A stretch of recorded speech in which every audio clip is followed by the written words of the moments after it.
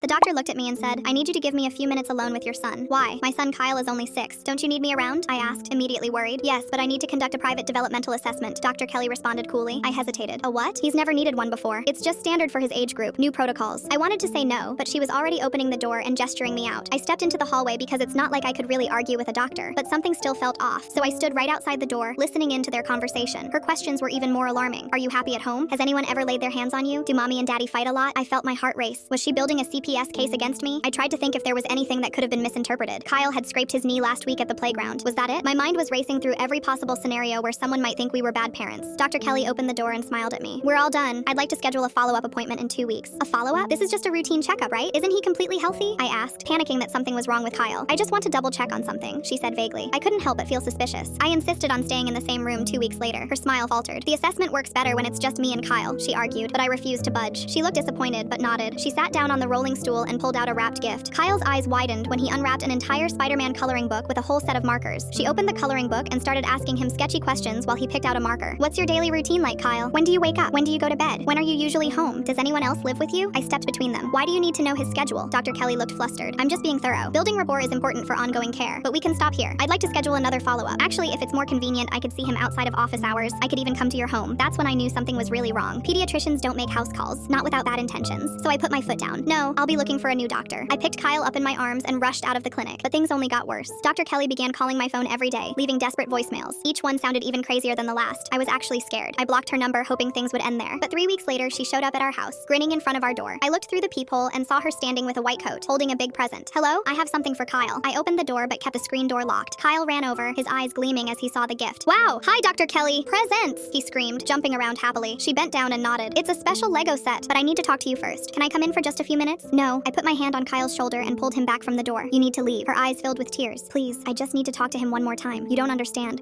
Please let me give him his present." Kyle was tugging on my shirt. "Mom, please, it's a Lego set." But I saw the manic look in her eyes. I couldn't leave it to chance. I pulled my phone out of my pocket to dial 911. That's when Dr. Kelly yanked the screen door so hard the lock snapped and frame bent. She slapped the phone right out of my hand and scooped up Kyle in her arms before I could even scream. "Kyle!" I chased after her, but she was already at her car. She threw him in the back seat and hit the locks. "Stop!" I begged. She started the car as I banged on the window. "Don't do this!" She slammed on the gas and left. I ran to my car in the garage and jumped in, hands shaking so bad I could barely start the car. I chased after the car recklessly, placing 911 on the speakers. I gave them Dr. Kelly's license plate number. "Ma'am, I need you to not engage." But I wasn't stopping. The car pulled up to the children's hospital. I screeched to a stop right behind her car and ran toward them. "Stop! Someone stop her!" 2 security guards rushed in, following Dr. Kelly down 2 hallways past other nurses and patients. She started screaming, "Look! Through the window in that bed! That's my daughter Misty! She's dying and he's the only match! He can save her." Full story on channel linked below.